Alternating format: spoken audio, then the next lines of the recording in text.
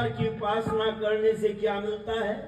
तो आप प्रतिदिन मंत्र पाठ करते हैं, ईश्वर स्तुति प्रार्थना उपासना, उसमें आता है यह आत्मदा बलदा यस्य विश्व उपासना।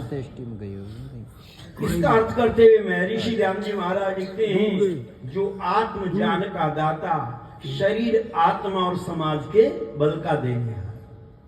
सबसे पहले क्या कहा? जो आत्म ज्ञान का दाता। परमात्मा क्या देता है हमको? ज्ञान देता है। कुछ लोग कहते हैं परमात्मा ज्ञान थोड़ी देता है, ज्ञान तो आचार्य लोग देते हैं, मास्टर लोग देते हैं।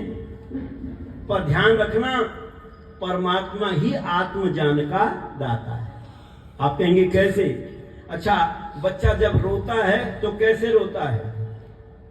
रोए होंगे ना, जब पिटाई करते होंगे कभी आचार्य जी, तब रोते हैं।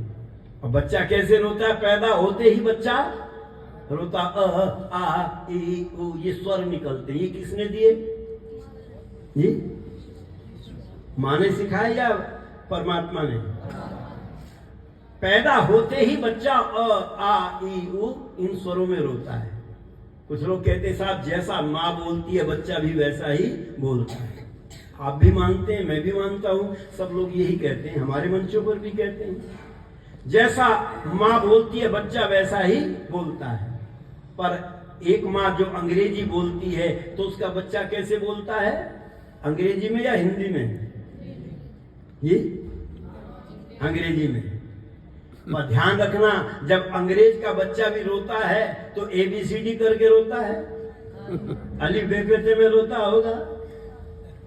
नहीं, अंग्रेज का बच्चा भी क्यों ना हो, वो भी अ आ ई उ इन्हीं स्वरों में रोता है। इससे सिद्ध होता है परमात्मा आत्म ज्ञान का दाता है।